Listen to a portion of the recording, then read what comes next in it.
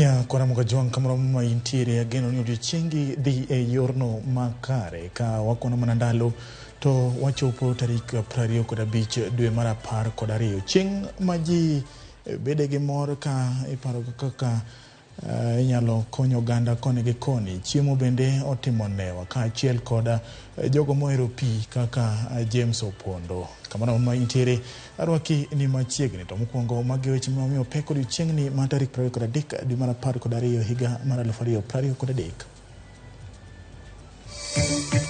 Koro wakwayo sirikal ni barabara ma wuok Kisumu kadhi Nairobi onego bed barabara maduong' manyalo konyo jowuoth mang'eny. Thoth jowuoth ywago seche modhuro magikawe apeini kalore kod dhungruok geche.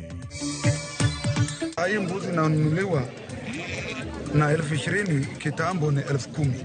Johala ma Kajiado sani koro medo nengo dhok kalore kod kwan mamalo mag joma nyiewo ring'o. We've apprehended over 100 shisha bongs, over 25 partakers. 25 ne omaki otieno manyoro e boma ma Nairobi apedha mana kada ne timo e kuonde ywayo shisha.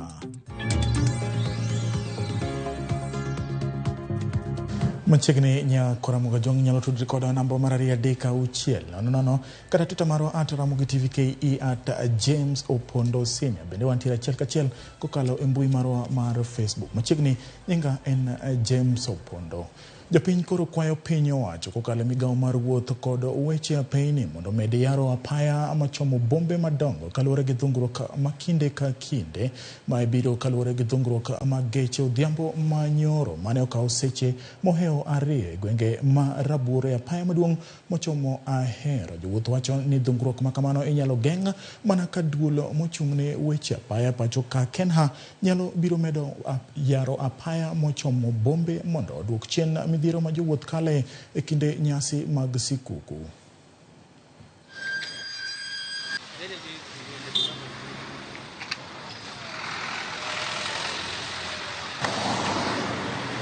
Na Busia wuok Busia mapema koro katundo Kisumu kae to jamni omaka kama seti ko desecha reyo. Koro wanwa kwa sirikandwa masani nitie olosnwa barabara opanwa barabara obed maber mondo mi at least wa wuoth mayom. Jamni ozidi kenda ng'eny seriously to ma ok en gima ber diere Christmas nikech koko mtokni ng'eny kama maybe ne in gi jatuo koro ok inyal jatuo ne ok nyal konyore. Ma koro wakwayo jo sirikal gi mondo ng'iwa koko jamni nyalo rumo kaendi. Mane kwayo marwa kende. Samoro in gi jatuo ichung'e ndara onge kaka inyalo dhi kuonde maboyo.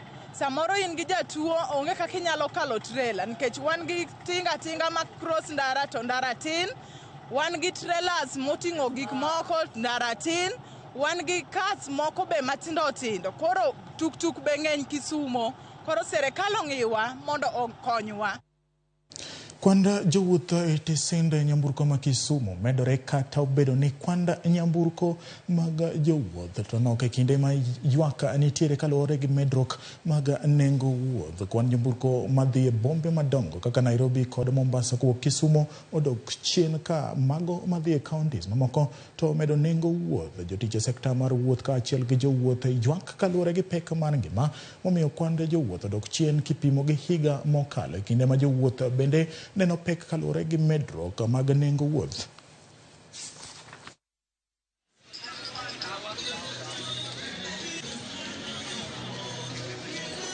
Ani adhi ane safara dhi Sabatia to kayudo gari mayudo ka gari osewuok to nengo gari be omedo idho. Chon ne wadhi gi 200 to 50 sani oidho 400 450. Christmas kama poka nenoga. Dhano onge pesa. Abira dhi kata mabe igo na bira kata 500. Mebije na bira ywago 500 mondo gole ne shida. No at be ng'enga bira wa dhano wa duka ywago 500 no. School be kinyi rite mbele. Koro Christmas onge pesa. Piny rach, economy rach. Sirikal owo piny, dhano onge pesa e mfuko. Nigi wuondo ji nigi pesa boro bedo mfuko pesa onge. Ma en up bottom, ok en bottom up. Ji odenyo. Kati manyo pesa jab to ok yudre onge. Dhano onge daf. Kalure sekta maro mo antire mama tatuni. Tisho ndio gache ma wan go matin. Gache wayo matin to makmana ni gisani pok wamedo nengo pod wakaka nengo mandi wakaoga mapile. Kwa medo nengo to jawuoth pesa moro onge kata kwa medo ng'ato ano ni ndoko. Wan bei okwa medo waongo thuolo mar medo bei. Bei ikedo go office. Kineno ka ji ng'eny kani ong'en kowuok e ode kodhi Busia to ng'en Busia nokawo siling 550.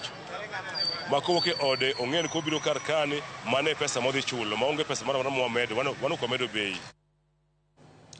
Nyakoro mgijonga kiwinjo no ni ji onge daf piny tek kata kamano wabro mana dhi nyime. Ka wadhi nyime wedo ni jagoro ma ongirore migawo mar weche arita ma iye Raymond Omolo yango ni sirikal oikore keto kenge mag rakore gi kuong' ma ok opodhi ma ogoyo tach e chirni ma opogore gwenge ma Nyanza kod ugwe mar Kenya. Omolo e kinde chiwo twak e kaunti ma Homa Bay olero ni wach uso kuong' ma kamago oseketho ngima ahinya to mag rowere kendo okwayo jopiny mondo otie twech achiel gi obila e rakore gi midhiero ma kama ka komishona mar obila e alwora ma Nyanza Flora Moroa okwayo migawo mar arita mondo omed chuogo kuonde tesendo obila mathoth e kor gwenge ma opogore e bero lek ma kamae.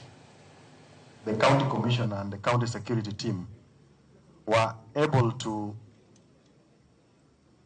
get one of the most notorious brewers around Rangwe. And when they went there, it was a full industry. So if you know anyone who is engaged in those activities, just tell them that they are already forewarned. Ji 25 ondhi otieno manyoro e apedha mane otim gi apisas mag nakada e kuonde ma ifuong'o e iro mar Sisa alwora ma Kilimani Nairobi. Apedha no aguche mag Sisa maromo 117 ne omaki e magawa ma Yejoka Gardens. Piny owacho nochungo tiyo gi Sisa e higa mar 2017 pachuka kaka Clefas Oluoch koro miyo mathoth. En apedha manotim gi duol mochung'ne kedo kod yedhe mamero ji nakada otieno machieng' tich abich. Apedha ni ne oter nyaka magawa moro mantiere kar dak ma Kilimani e buore Nairobi ma iluongo ni Yejoka. Oganda ne oyud kar kanyo ka fuong'o iro mar shisha ma bende moko kuomgi ne lidho it mira ka ichame. Oganda ne odich adua. The law is very clear. We know what is legal, what is illegal. In 2017, the government implemented a ban on shisha. The sale was banned. The use was banned. E kindego, ji maromo 25 manoyudi ka yuayo iro mar shisha ne omaki. Aguche bende maromo 117 ne ondhi e kindego mag apedha. E higa mar 2017, yuayo iro mar shisha ne ogo marufuku e pacho ka mangima. We've apprehended over 100 shisha bongs, over 25 partakers who are on this very location. And as you can see, it's a residential area. There's an issue of pollution. And actually, there's an issue of using shisha which has been banned in the country. Nakada bende ne odok ne okenge magiketo mar timo apedha ka koro jok moko bende koro seyogi kuom timo apedha mane kinde sikuku. Ka iro mar shisha to sebed ka iyuayo e magawa opogore ahinya to e boma ma Nairobi. One of the key aspects is that very many young people get inducted into drug and alcohol abuse during Christmas. Secondly, there's a big correlation between drunken driving and accidents in our country. And it's a very good starting point to start these crackdowns. E higa mar 2017, sirkal ne ogoyo marufuk kelo, loso, uso, kaachiel gi tiyo gi shisha e pacho kae. Kendo ji mane yud gi kethoni ne inyalo go fwai ma ok tin ne 50,000 kata tueche jela kuom dweche 6. Clefas Oluoch, Ramogi TV, Nairobi. Ne jogo mafuong'o Sisa mano gino manokum gi sirikal kendo koro koyudi kifuong'o Sisa tinyalo maki.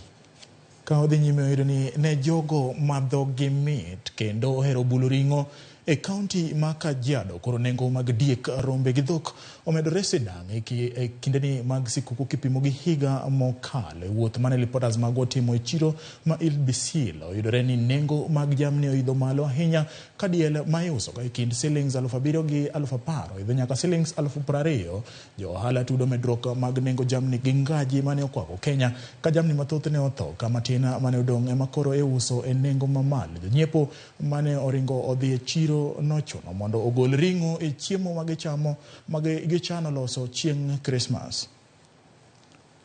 10,000 na 11,000, sasa ni 20,000. Mbeleni tulikuwa tunauza mbuzi bei ya chini juu, tulikuwa tunauza zingine 2,000, 2,500, 3,000, lakini kwa saizi ile ambayo tulikuwa tunauza 3,000 inauzwa kwa saizi 10,000 kwa sababu zimekuwa kidogo, na ndio unasikia wanunuzi wanalalamika juu ziko juu. Anaenda boma kama kijana ametairi na anakunywa chai peke yake, na sasa hakuna mbuzi anasinja. Tutakaa labda tukunywe soda ama mkate juu sasa hata nyama kununua kwa butchery kilo ni kama 1,000.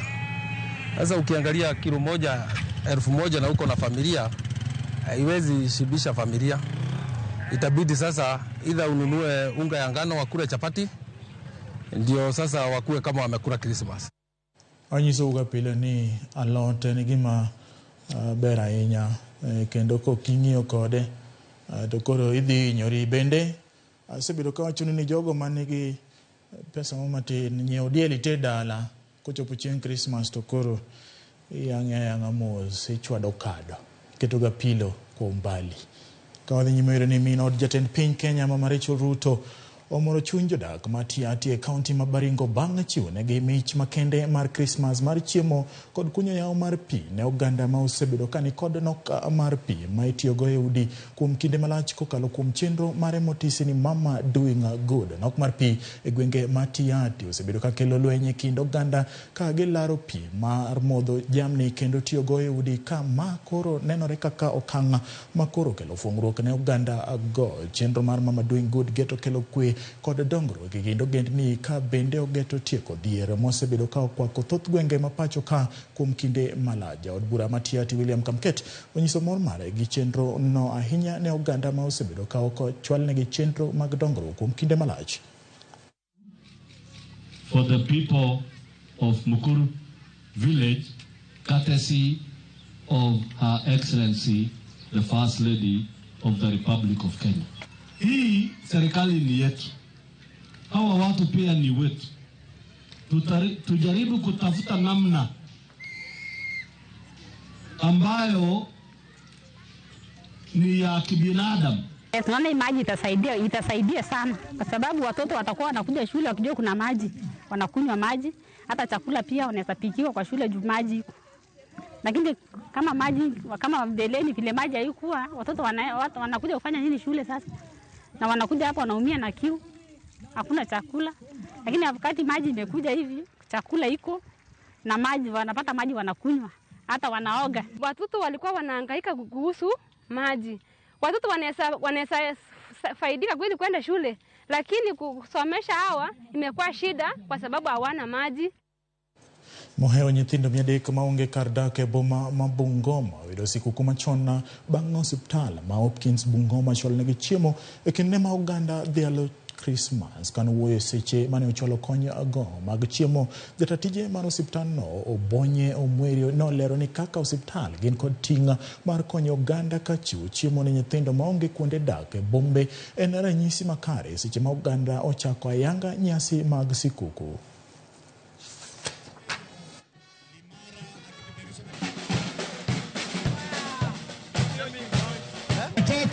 Tafuta ndugu na Indi kutoka Lucha.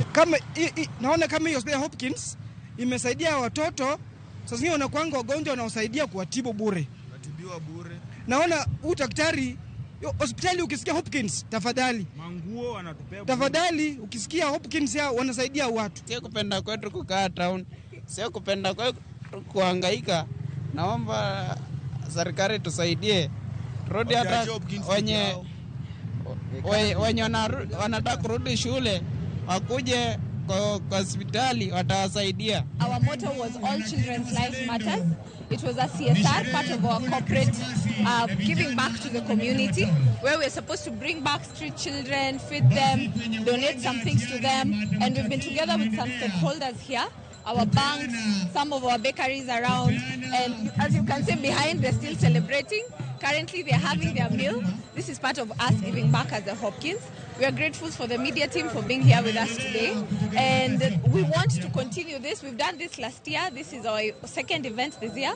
And now we want to start collaborating with the children's homes around. There are 2 around that we are planning to collaborate with, so that we keep bringing these children back, rehabilitating them, educating them, giving them better health, so that we're able to give back to the community.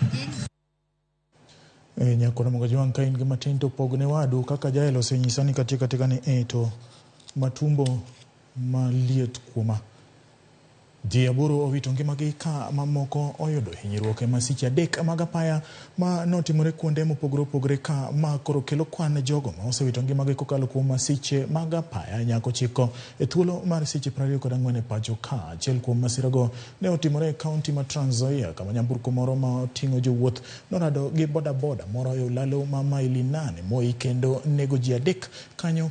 Yangore ni derep nyamburko no ne temo kwepo bugo moro e apaya no e kinde mane orado gi apiko no kendo tuome. Masira machielo notimore apaya ma ya Kitale kadhi Lodwar gwenge ma Kale Mrok kama ji 4 nowito ngimagi. Derep nyamburko no nobayo yo kendo gweyo jowuoth mane wuotho e bath apaya e kano ng'ielore Dinwa ka e kaunti ma Bomet. Ng'ato achiel owito ngimane ka ji 2 ohinyore bang' lori moro gweyo apiko 2 e gweng' ma Kapsesoi. Toka upanda wa Moi's Bridge. Hasa ikawa vijana wako kwa pikipiki. Hiyo gari ikakwepa shimo na ikakonga pikipiki. Barabara hii ina mashimo zaidi. Maana yule jamaa wa gari kama akungekuwa na shimo angekuwa katika mkono wake. Lakini alipojaribu kukwepa ile shimo kuja mkono wa kulia, akapatana na mjamaa wa pikipiki ambaye ni bodaboda mwenzetu. Na walikutana kichwa kwa kichwa, waligongana vibaya. Pumps yenye iliwekwa haijawekwa alama. Mtu mgeni hawezi jua kuna pump hapa. Kwa hivyo maisha mengi yamepotezwa kwa hiyo barabara. Napenda kuchukua hii fursa kuonya madereva ya pikipiki na hata magari wawe waangalifu sana wakati huu wa Krismasi, waendeshe gari kwa makini na pia wasiendeshe gari kwa kazi. Hapo mahali ilikuwa na pothole, tunaomba kera, kwa sababu barabara ni ya kera, wajaze hizo potholes ili wananchi wasipate shida kama hii ya leo.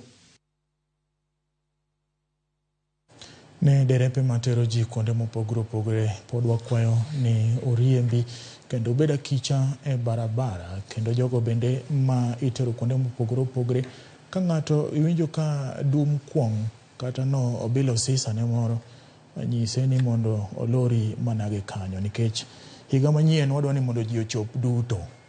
Mana ndala chiela toka apizaz mag duola makedo gi weche mag mibadhi monjo karo Buch County ma Vihiga gi thoro mag choko lipode wi wach mibadhi ma ichichgo ni ogoyo tach kanyo tend od burano koro okwedo monj ma kamano. Spika mar od burano Chris Olele makrok gi jotelo mamoko yango ni gionge gi ketho mora mora ka giwacho ni giluwo ni duol no chalo ka gima itiyo godo. Criminal proceeding in regard to the alleged embezzlement. We have not seen any charge sheet. We have not seen any arraignment order. We have not seen any court summons for any of our officers to go to court. Wapo kweli walitaka kufanya uchunguzi, ni njia gani hiyo walikuja nayo? Kwa nini wanaruka majukumu yao? Hapa Vihiga kuna DCI. Kwa nini wameruka steps za uchunguzi, wamefika hapa bila hata DCI kufanya kwanza uchunguzi wao? Mimi nataka kuomba serikali kupitia kwa wanaohusika, tafadhali watu wa EACC muache kutumia ofisi zenu ama nyadhifa zenu vibaya. Moko kuom jokanyo mag UDA mayudore kaunti ma Siaya ok nyal buonjo e kinde ma jopiny ikore ne dhialo odiechieng' nyasi sikuku tok kane gitiyo gi mwandugi mathoth e sero ombulu ne duond burano yiero ma okalo ka otelnegi gi mane en jatend tudruok mag UDA kaunti no Bernard Odinga. Jodak go kwayo jatend piny William Ruto mondo owuog oko konyogi chulo gope mane gikawo kendo siro go chenro mag sero ombulu ne duond burano yiero ma okalo mapod e bandhogi. Kata kamano gidwaro mondo oyaw apisi mar duond burano e kaunti no tok kane omonj kendo wang' apisi e wi duoko mag kom jatend piny. Watu ambaye walianza kufanya na UDA kule mwanzo, kwa kweli Mr. President, tunaumia. Mimi Odinga ninaumia sana kupitia ile nguvu ambaye niliweka kwa kampeni yako. Mimi ndio nilikuwa chairman ya Siaya County by that time. Mimi ndio nilifanya recruitment ya watu 4,800 pamoja na coordinators wetu. Hao watu wote ambaye walishughulikia UDA wakati UDA walikuwa wanahitaji watu, hao watu wote wameachwa. Kupitia candidates pia na coordinators. So bwana President na viongozi wote wa UDA, mimi ninaomba, maisha yangu imekuwa mbaya. Loan nilichukua kusupport UDA, nilikuwa nagawa watu unga kusupport UDA na mali zangu. Sasa nimebaki hata mtoto wangu hawezi kaenda shuleni. Tunateseka Mr. President, tunateseka kabisa, ila watu ambaye hawakuwa wanatusupport, hao ndio sasa wanakimbia na mahelikopta, hao sasa ndio wako katika serikali yako. Sisi tunadaiwa loan, watoto wetu hawezi wakaenda shule. Mimi Odinga, mtoto yangu anafuguswa hata kama niko na balance ya shilingi 1. Mimi Odinga sikujua baba ati yule Mzraela ni baba. Wewe ndio ulikuwa baba yangu, na wewe ndio ulikuwa mkubwa wangu, na wewe ndio ulikuwa pretend yangu. Sasa ninateseka sana. Ya kuna mga juang kiwinjo kaka Odinga wacho ni jok manoko siro president masani wuotho gi helicopter.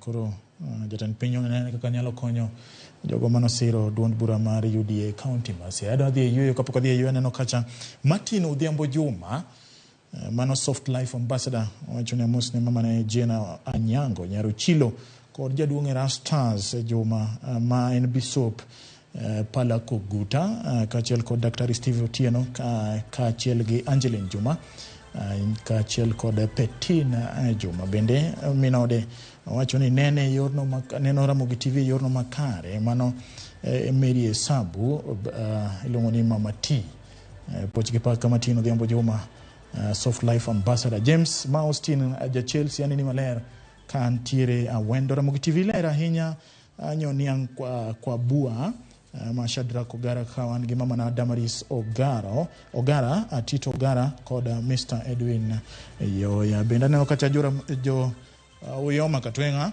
upondo wani ni malere dala mar Uyoma ragengni kan gi minwa Clarice Owadwa Lamek kod nyithindo duto ma Jafeth adoni ilosna gweno moro kanyo tarik 29 antiere ragengni kanyo kamol mosadhi kunya mwalo. Nyakora mago jonki kidhi mabor nikech pod wan gi mathoth.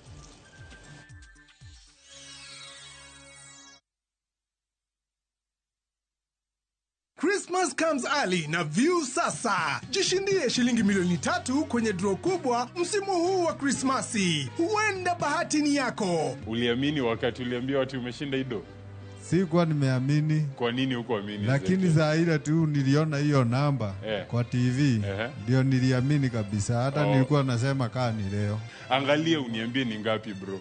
1,100. Unapanga kufanya nini? Napanga kuinua biashara yangu. Hii hapa inaitwa the Jipange Goodie Bag. Hii tunatumianga kuonyesha watu nyumbani vile tuko serious. Hiyo ni yako, usiache. Jipange ushinde mamilioni na View sasa. Piga *487*3# sasa. Terms and conditions apply.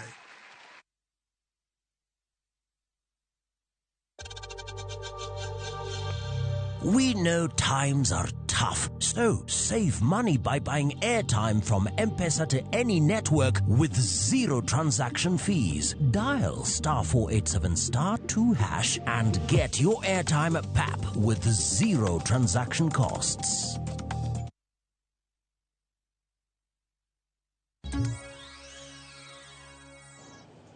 Sirkand Kenya Kwanza kotelegi gi William Ruto nosingo ni piny owacho mare oseketo kenge mowinjore mar chiero sekta mar pur niang' ma osebedo kod midhiero mopogore kaka chudo mar jopur. To bang' yango okang' mar rucho kogope mag kembego maromo bilion 117 kendo bedo kod chenro mar uso kembe 5 mag sukari ne ji giwegi nokelo ler kod mor e chuny jopur niang'. Lipota marwa Millicent Dhiambo to kod moko kuom jopur niang' maloro kembe 5 go magin Nzoia, Soni, Muhoroni, Miwani kod Chemelil kendo miyowa pach jopur e wi kenge go mag temo chiro kembe go. E wang' sa Onyango e gweng' ma Kasese e Miwani mayudore e kaunti ma Kisumu. Wayudo David Okelo, japur niang' 1963 e dalane kod tijege mapile mag weche puodho e orundone mar bando. Kata obedo ni David ni kod ranyisi mag japur mang'ula. Picha mar kit ngima modago kod chal mar dalane to nyiso pogruok mar arieya. Adonjo tich mar puro niang' ne ber ahinya ka nochakore. Kendo niang' ne ber kabisa. Tijene yot, ndirni ok ne rich ahinya ka sani. Kata mana kane warwako gi factory to ne ok tich ahinya ka sani. To kang'iyo talent na en pur. Emoseketa kaka unena ni to mak mani rach mar niang' no. Emomiyo inyalo yudo ka koro dala ok chal dala japur maduong' kaka an. Ber niang' koro onge. David Okelo yango ni notero niange mogik e kambirego sukari ma Chemelil kod Miwani e 2020 kendo nyaka sani poko tiek chule omenda maromo siling milion 218 koriw duto. Especially kakoro Miwani ne dhi. Miwani no dhi gi pesa jopur mathoth. An mara no dhi siling 164 mane Miwani no dhigo.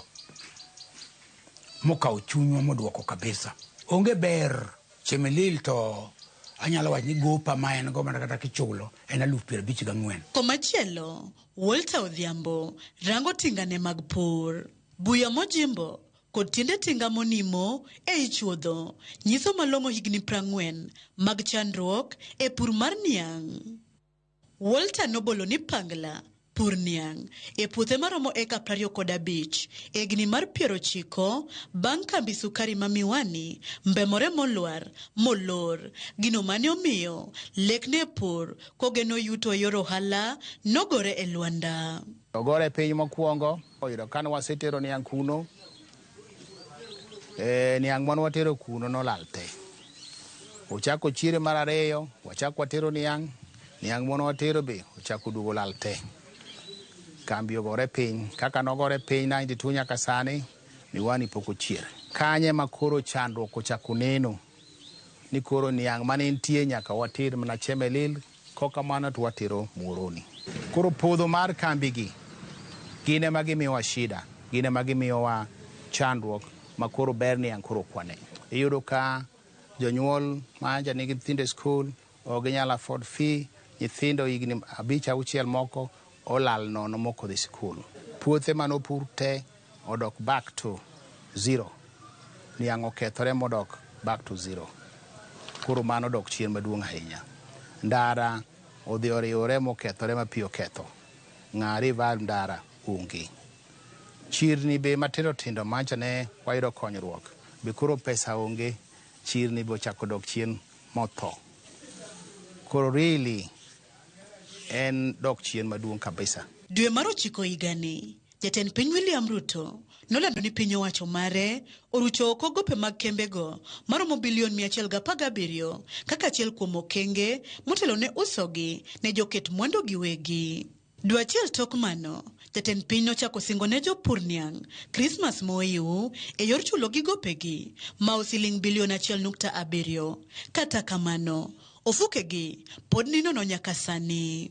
Koro in pesa ni 1,500 pod nindo gi chemelil, nindo gi muroni. Koro iparo ni japur ni konyore nade? Koro kaka sirikal nyalo timo gini piyo kaka nyalore, sisi jopur bandho pesa.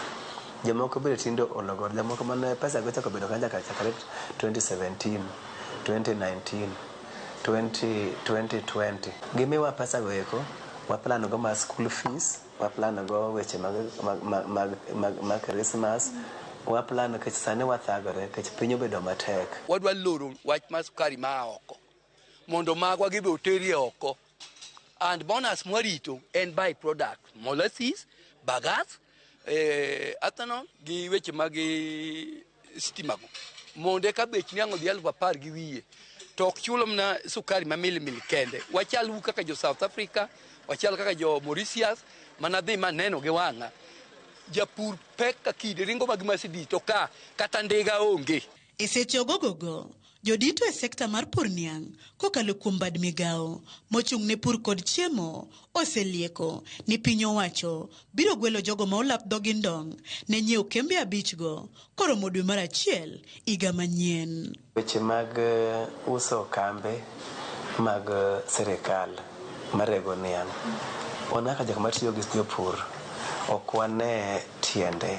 Koro dani kopo ne giwacho ni leasing timore, gichuno, wanda ka gichuno, because they have failed to undertake their role. Gine ma gichuno, to mano ke yo kende. Yo en ni gigolo mibadhi, to gikelo pesa, titimo go maintenance.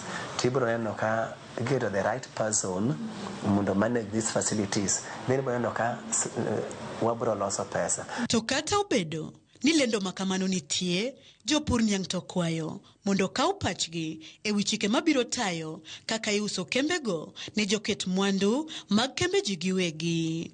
Kopo ne gidwa use, sami itimo leasing ni endi, role mar jopur en ang'o? Jopur kaka wachanya farmer representative, gin tijgi gin ang'o kaendi? Be gibiro bedo part of management? Kata decision making, kata gibiro wacho ni wan bende kitimo maendi waboda mondo wabed achiel kuom jok ma Ka companies odong private thing, to it means ni jopur onge voice, gionge duol. Riwruok kata gitem loso societies gibed gi riwruok gino ok nyal chung' motegno. Ke gima private companies owacho en final. We prefer public companies nikech gin owned gi sirikal. Ka wawuoyo to giwinjo wachwa. Ka wawacho ni karach bulosnwa gibiro gi losonwa. Mana kaka thoth jopur niang', David ni kod geno ni sektano biro chier kendo bero ngimagi nyadichiel kendo. Sama iling' kirito irito dhi keyo mondo inwang' pesa. Nyathi odhi sikul, igere ot moro, ing'iewe gimoro manyien, bas mano se affect people like one. Konyalo kele sani, bonyalo chako ting'o malo maisha nikech kata ka udi mwadake no kata kama koro wabete ni simiti nogo to pudhuro ok chal kata mna old simiti. Sami tiyo gimoro to dhi fail gino duoko chunyi chien kabisa. Ma chunywa en mna chuny motegno onge crop moro monyalo donje. Machalo kech kawa ok chiegi o chai ok chiegi e nyando sugar belt ka. Koro monde gine ma koro chunyi ni ko nyaka tim nade nyaka ti. 10 years down the line kapok wabedo gi act wawuoye pesa mag grant mondo migo jopur demo ti wuone gimachalo youth oduoge niang' moko se drop school puro niang' to pesa mar sugar development levy komigi ginyalo konyore. Ka odong' mana ndalo machuok kende to sirikal chopo singogi mar chulo gope jopur niang' maromo bilion 1.7 chop giko higani. Jopur owuok oko kod $1 ka gikwedo wach mosebedo ka liekore ni sirikal dwa nywandogi mondo giti kod kemberego niang' mag ji giwegi. Gino ma giwacho ni biro mayo gi duol kendo koro gikwayo sirikal mondo rangane na wachno matut kapok gichwo e kogno. Millicent Adhiambo, Ramogi TV, Kasese, Kisumu County.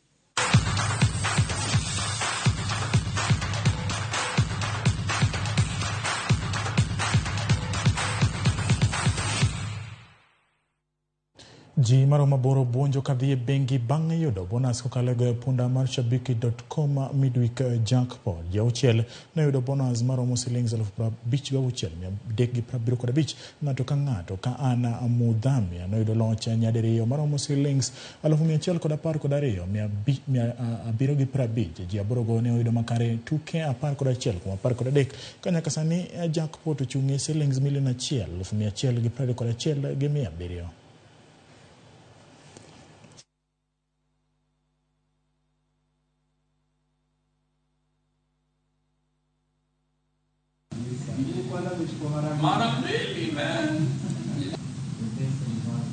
School fees direct kwa kijana alifanya form 1 for class 8. Okay. Na nilikuwa na wasiwasi pesa tutapata wapi. Right. Lakini sasa ni kama Mungu mwenyewe amejibu haya maombi. Biashara kwanza, biashara. Na sikukuu pia tuende ushago Subukia. Wacha tukitoka hapa tutapanga.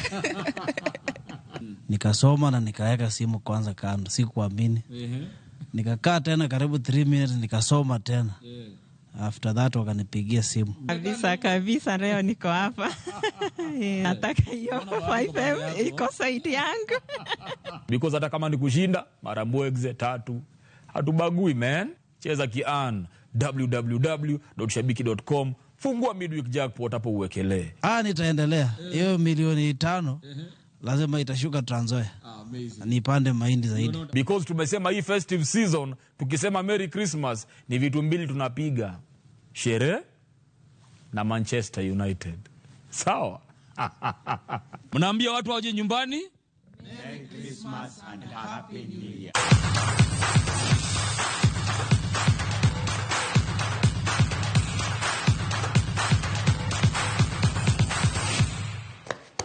Manaka kiwinjo no nyakora munga juang sa ochiko gi News Club mar West Ham rakoregi club mar Keni kona lungi ni The Great Manchester nikech koro The Great ne giweyo ndalo mokalo. Restos ji anda ka entiere dala mar ringa ko jwach mapera farm onyisa ni neno kaka alidho dholuo maler mosna dina nyise ni tarika 31 antie kanyo gweno moro mane anyise no ket na cha adwa no ket na go fry sani okadwa soup super piara dogo mana siche mamudhi nyakora makajuang benago niro kamano kuom bedo koda siku kuni kora amba tieke awene Cleophas Oluoch mabiro bedo kata yu weche gi masa abirio chenro mar Migago anbe koro kata dongi dalo matis ma mondo mi atie higani akwayo nu hayo maber mar sikuku gi New Year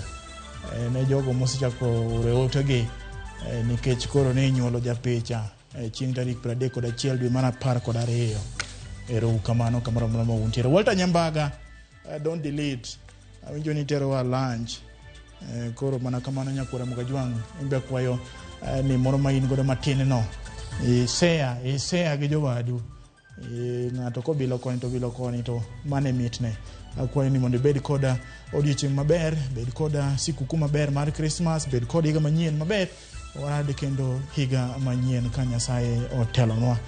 Nyinga en James Opondo joyo makatwenga poch gi pak jo Kisumu ka julu mambo leo atingo no bada malo beduru koda odiochieng' makare.